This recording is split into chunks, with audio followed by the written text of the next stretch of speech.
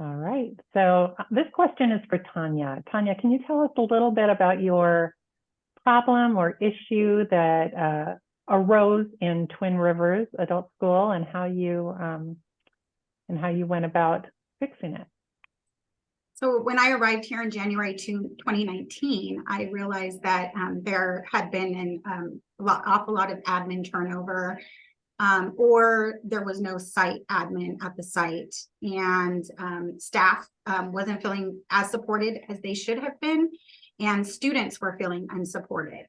So I noticed I had more and more students coming in, talking to me about their concerns about not being able to get a hold of either a teacher or another staff member, such as a counselor, or they just didn't feel actually heard when they did meet with somebody.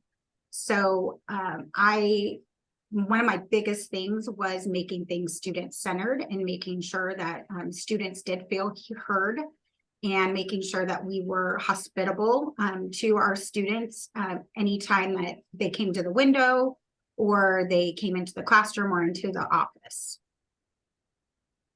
Great. Yeah, we want our students to feel comfortable when they come onto campus, right? How did the staff, Nikisha, Dina, were you here in 2019? Can you speak to kind of the feel of the campus or what your role was at that point? Maybe Nikisha first and then Dina. Yeah, sure. Okay. So when I first started in 2017, actually, and there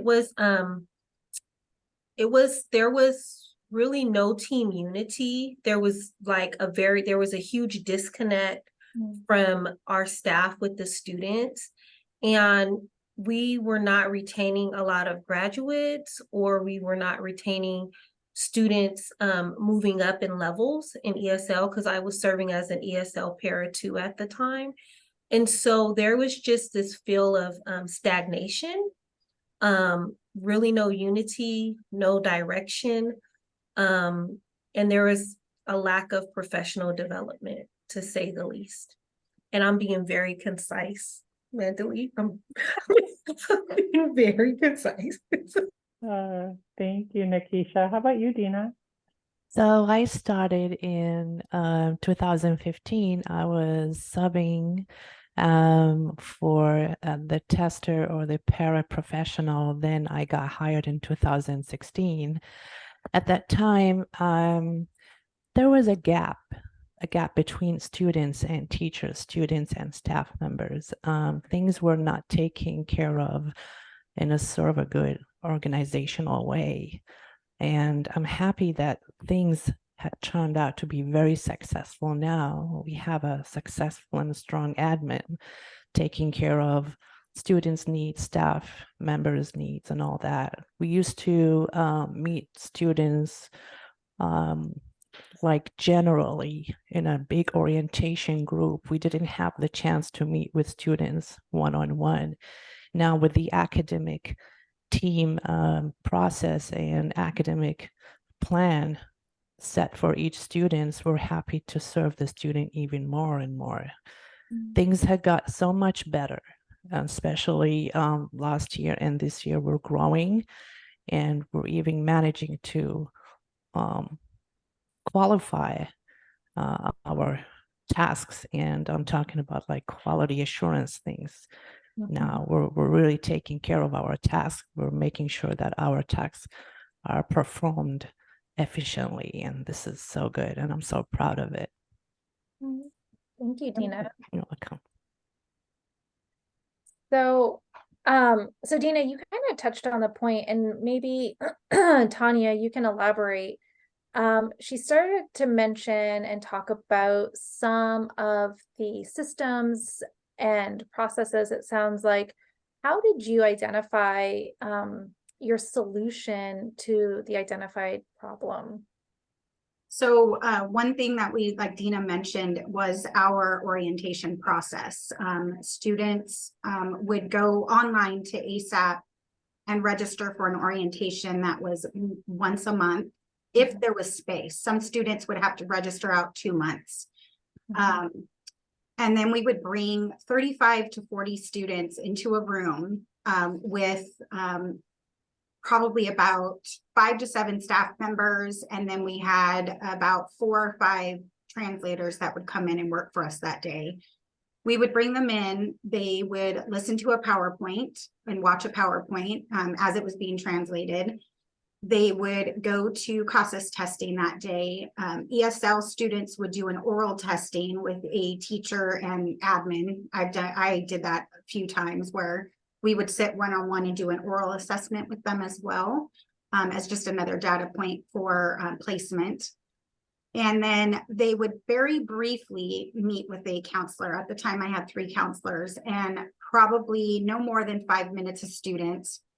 And it was, what time do you want class? And, oh yeah, what's your goal after you're done here? It was just very quick and there was no personalness to it. There was no, the students, I mean, it was just kind of, oh, who's this person? And they're just asking me these questions and then I leave. And then I get to start school next week or whatever the day was. So I had a really big problem with the way that it was being done at the time. And I wanted it more one-on-one and more personable. So as you know, as unlucky as 2020 was for all of us, it afforded us the time to actually redo our processes when it came to registration and orientation.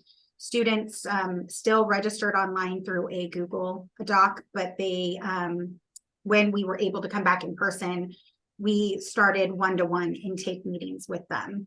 And in between that time, I completely did a complete shift in my staffing. So the 3 counseling positions were eliminated and Dina came on as an academic advisor and Nikisha retained her title, but she had been in the testing center and just like a testing coordinator. So she came on and they were doing intakes with students, one-on-one intakes, learning more about students, completing academic and career plans with them, which hadn't been done before in the past. We were able to learn more of what they wanted after they were done here and provide them with more resources and support. And then they established that relationship with them, which carried on well into after some of them have graduated or have left our program since. Well, so I guess my next question is either Nikisha or Dina, maybe Dina, you can answer first. After these changes started to, this shift in the process, what was the mindset of the staff and how was the culture and the environment once these systems started to, come to fruition and you were actually implementing them? How did your mindset change? I would start by doing some throwback, like when I was hired as a paraeducator, I noticed that there are certain population that's been taken care of on behalf of other populations. And I felt the lack of equity. But thankfully, and like during the year after year, this has been taken care of. If you go back to our demographics data, you will find that all populations are having the chance to learn. So with this kind of a change and transition, you will feel like staff members not adapting. Staff members are not like understanding the change and all that, but it's been taken care of too, with meetings, with talking to each other, with showing data of our growth. I remember when Tanya showed the staff members how many students are we enrolling, and everyone was stunned, like, wow. So this change came out of a good results and came out with good efforts. I mean, good fruits. Like there was the fruitful part of it. So I would say that, and other than that, if any staff member is kind of like not understanding what's going on or having some kind of like maybe hot feelings like, oh, these people are going to go, these people are going to come, or having like fast move and change, then we will meet and talk about it. And now we are in the process of organizing our own meetings as well as an academic team. And as I mentioned before, we're becoming so professional, trying to stay efficient and become even more efficient about it. So it's about problem solving and all that. And honesty and sincerity is our priority when we meet with each other. Mm. And Nikisha, what about you? How would you interpret the effects and the changes, and how the mindset started to change when these systems were implemented? So personally, my mindset, I was enthusiastic about new gained responsibility as a leader. I was empowered. I wrote some things down. I was actually relieved that the systems were transitioning, because it was like we were getting paid to kind of like herd cattle in our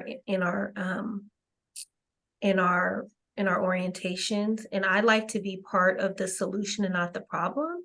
So it was really a kind of like a trigger when all that was happening, because I felt like we were not rising as we could have as staff members. So our leader allowed us, me and Dina, truly to step in our leadership ability and skill set. Because when we first, transitioned into these positions, I was doing high school and Dina was doing ESL.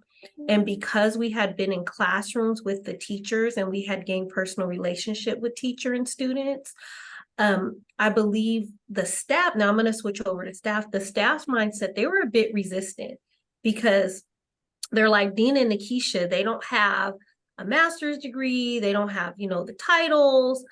And we're like, Dina's here from another country. I really think Tanya was genius, because she strategically put two individuals who had been exactly where our students are.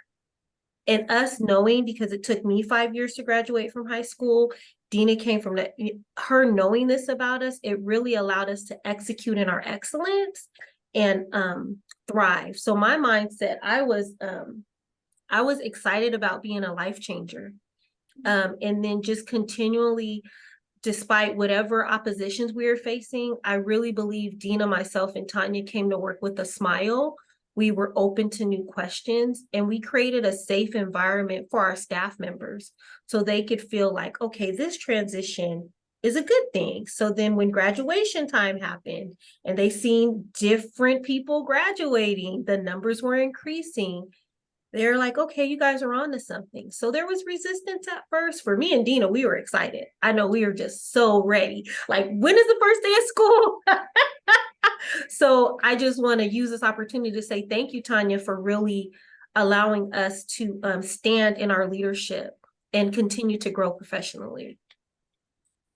Oh, that's I great. would like to add to that we were giving the voice to speak for ourselves and to speak for our students. And once that happened, I think any school can succeed, because Tanya saw in us the potentials, she saw in us the determination and the spirit, and she utilized us for the sake of the program, and that's how the program became so successful. Thank you. I can hear the motivation. I can hear the passion. I can see the smiles. It's exciting to see all of the change that's happened in the last couple of years. That's really, really impressive. Tell me a little bit about the involvement of students. Did the students have a role in any of these changes? And maybe Tanya. Yeah, thank you. So we didn't formally, we have done surveys since we've made these changes. But prior to that, it was just me, Dina, and Nikisha kind of sitting one-on-one with the students. In the summer that in 2021, Dina and Nikisha worked a lot of extra hours with me over the summer. We did full audits of student files, especially for diploma programs, our diploma program, and realized that many of our students were doing more credits than they needed on classes that they didn't need it, or they weren't doing enough credits. So the three of us started meeting with students, just having conversations with them. They were calling returning students back in and just having those conversations. Now when students do an exit, their exit meeting with PE advisors, they are given a survey. And then at least one other time of year, we're giving students a survey, just asking them, you know, are you feeling supported at Twin Rivers Adult School? Are you able to access your academic team member when you have questions, or is the office being helpful, or can you talk to administration?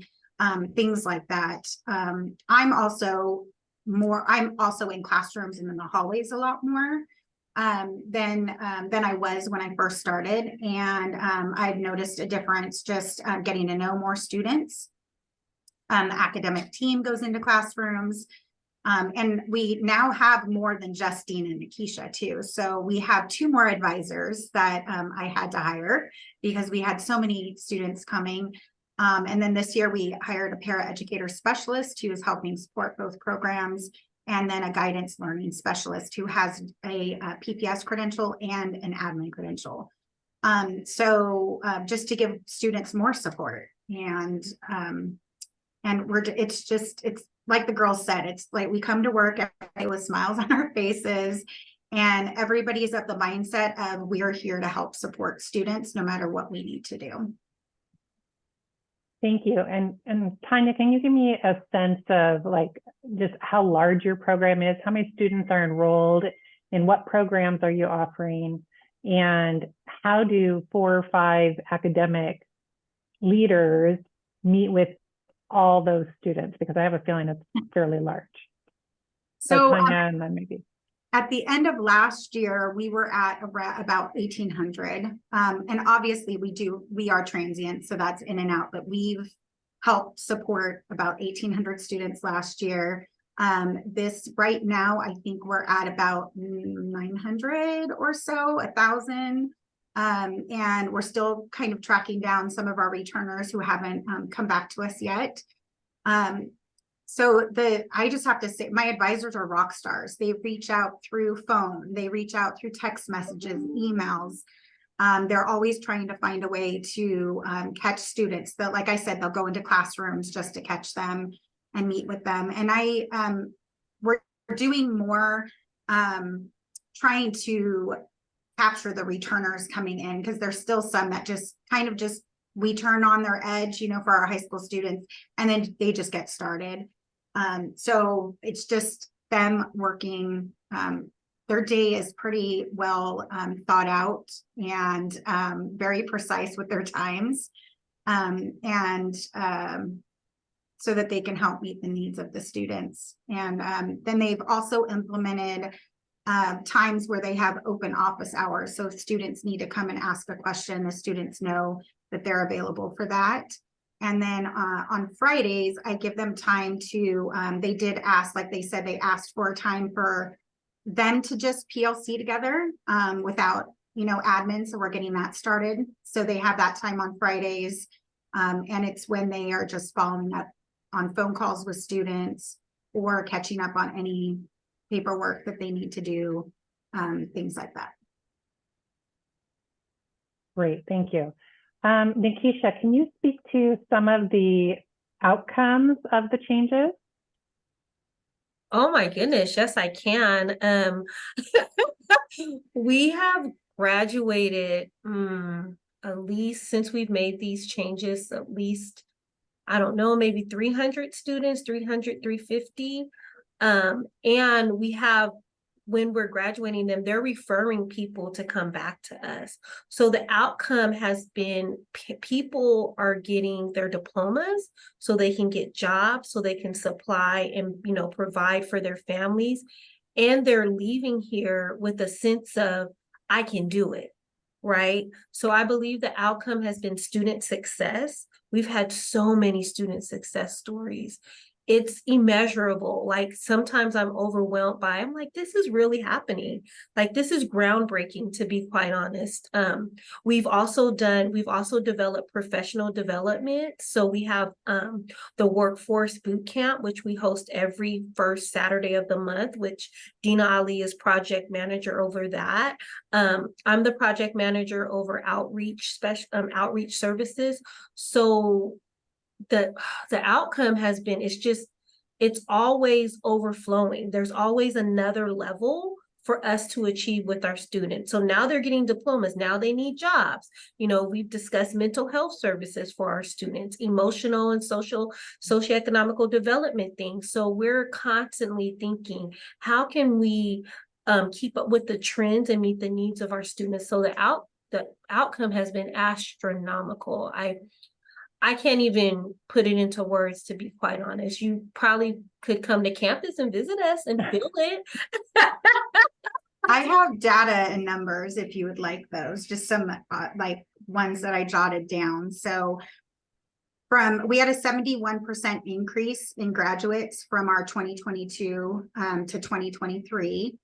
And we had a 37% increase in measurable gains for our ESL students, and a 31% increase of measurable gains for our diploma, our ABE ASU students. So those are just a few numbers that we have. Numbers talk, those are important. That's great. Thank you for sharing those. Dina, any surprises along the way related to the outcomes of the Yes. students? Yes, huge change. Like since I was here as paraeducator in 2016 and now. So first of all, we opened other times for students to study with, like in the afternoons. We didn't have in the afternoons. More students are enrolled in the evening times. Like we start from 8:30 to 8 p.m. So we opened classes. We hired more teachers to support students with. We had a massive flow of, I'm talking about the English as a second language program, which helps students coming from other countries to shape their lives and to become productive people and citizens inside the United States. It's very important. We opened the citizenship program in a sort of more professionally than before. Now we have work prep workshops and all that, where we can help students with their resumes, with their future desired jobs and all that. And we also established the Student of the Year for the ESL program and also for the high school program, where they can be rewarded for their attendance, where they can be rewarded for their scoring higher and leveling up. And we are also making small graduation ceremonies inside the classrooms for English as a second language students, where they can see, oh, now we are leaving the school with big achievement, becoming fluent in English. And not only that, we take them to the other side of this wonderful island and we tell them, continue with adult basic education, finish your high school from the United States. This will help you get in a better job. And they say, we did finish some back in our country. Okay, help us and bring your transcript so that we can add more classes to it and you can graduate from the United States.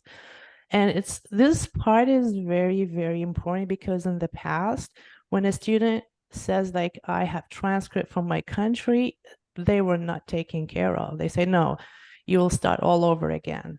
So we established a translation department that I speak two languages other than English. We have other staff members speak other languages. We will translate their transcripts, and then we can add more classes, those core classes they have to finish here, and then they can graduate from the United States. We have a lot of students walked last year and the year before, and they are from other countries with high school diploma from the United States, and now they're engaged in jobs and all that. So our academic plan is not only for current students, it's open for the community. When we do the para boot camp in the past, now it's the workforce prep boot camp, we invite people from the community to apply for jobs within the district.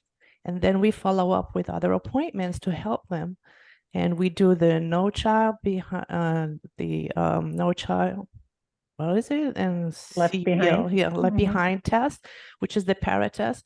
And we help them get their certificate. We also open the Pearson Center where we can do the CBEST, and we have a lot going on. We're growing so fast that we can also like forget what we're doing, but we do a lot. So we have a testing center that's so professional now, has a schedule and all that, and then we coordinate with the testing center, and we meet the student, see what program the student is interested in.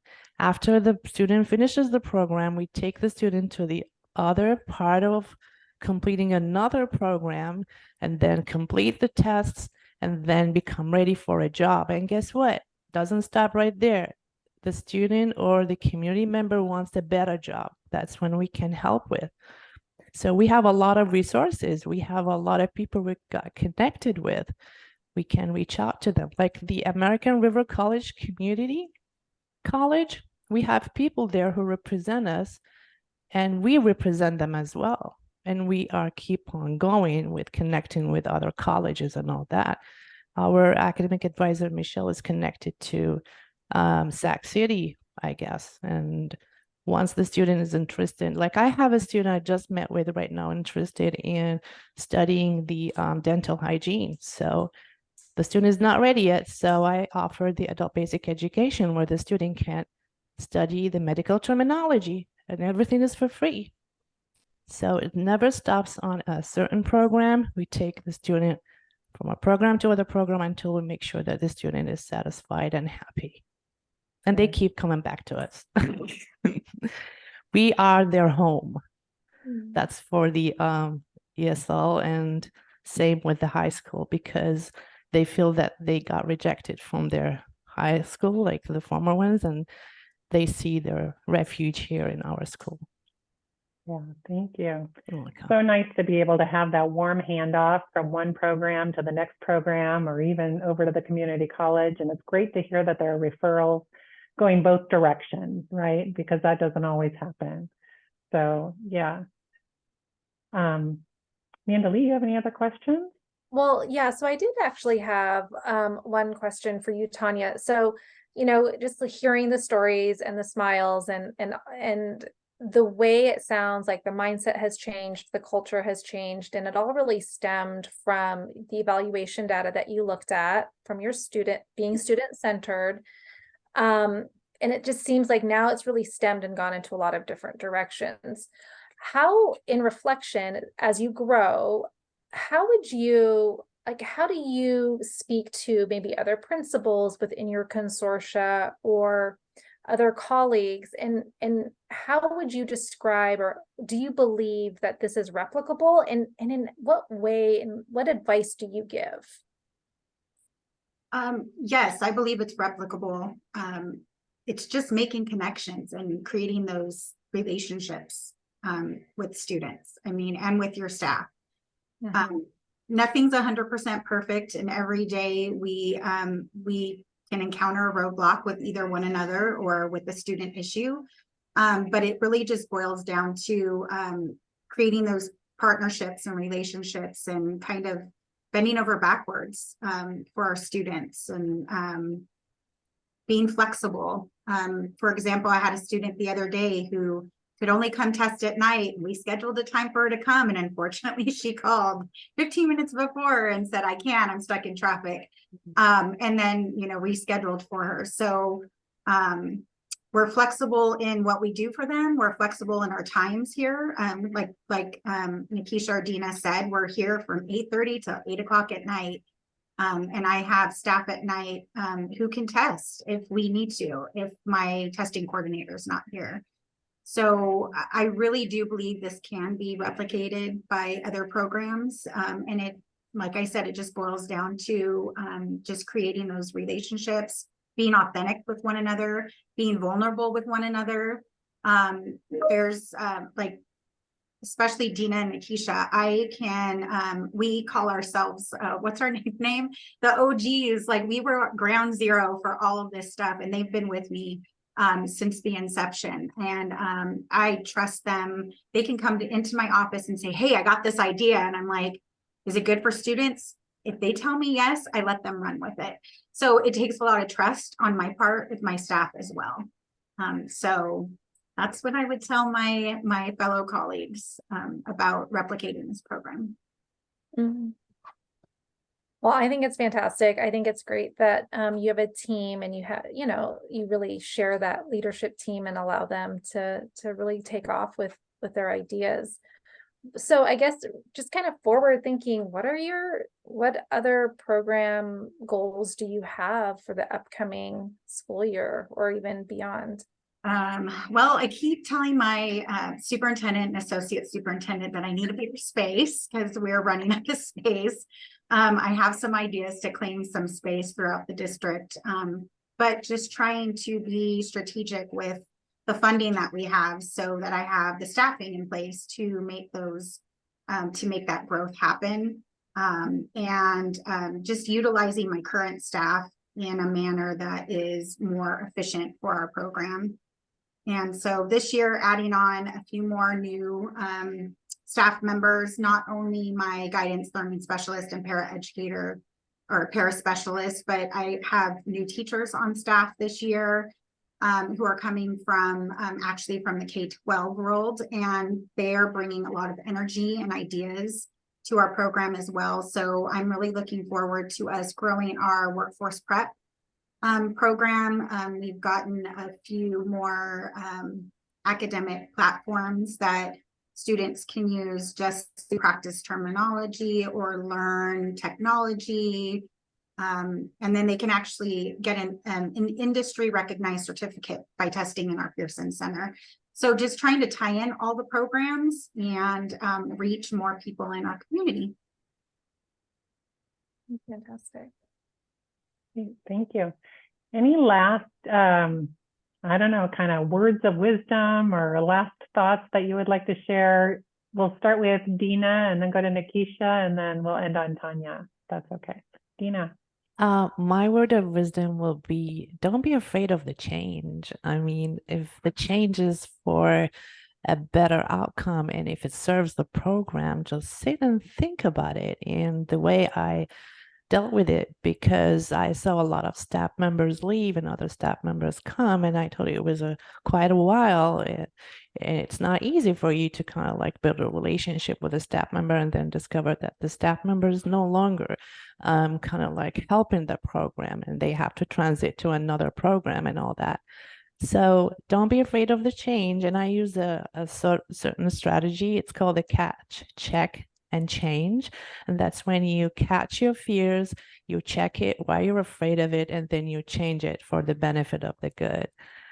Sometimes change can help a lot and take and lift up the school to even a better place. That's my wisdom. I love that. Thank you. Thank you. Nikisha. That was so good, Dina. I love that. My last words of wisdom would be to be open. Be very open and be willing, and always remember that there's no I in team.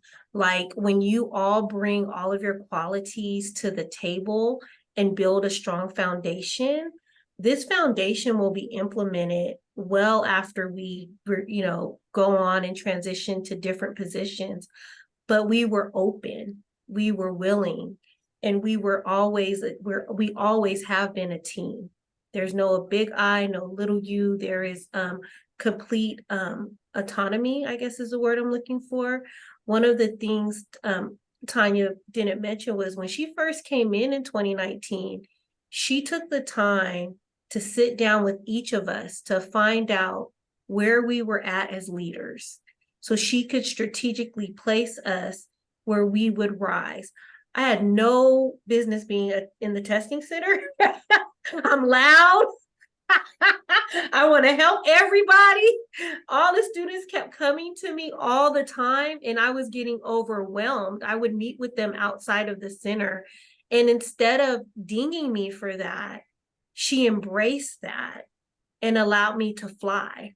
So I would say definitely find your leadership qualities in your team members and feed that versus feeding what they're not doing right. So that's what I would say. Wow, I love the whole idea, right, of just figuring out what it is that your team does well, or your individual members of your team do well, and really capture that and run with that. That's great. Tanya, any last? So I would say is just not to be afraid to make waves. I'm not afraid to go and ask, district leadership for things, even though HR kind of cringes every time I come to them, because usually it's some sort of staffing change or elimination or something. Is just not to be afraid, to be open and to trust your staff that you have. That's great. Thank you. Thank you, guys. Well, it sounds like you have a great team, and it's growing by the month, by the day. Fantastic. And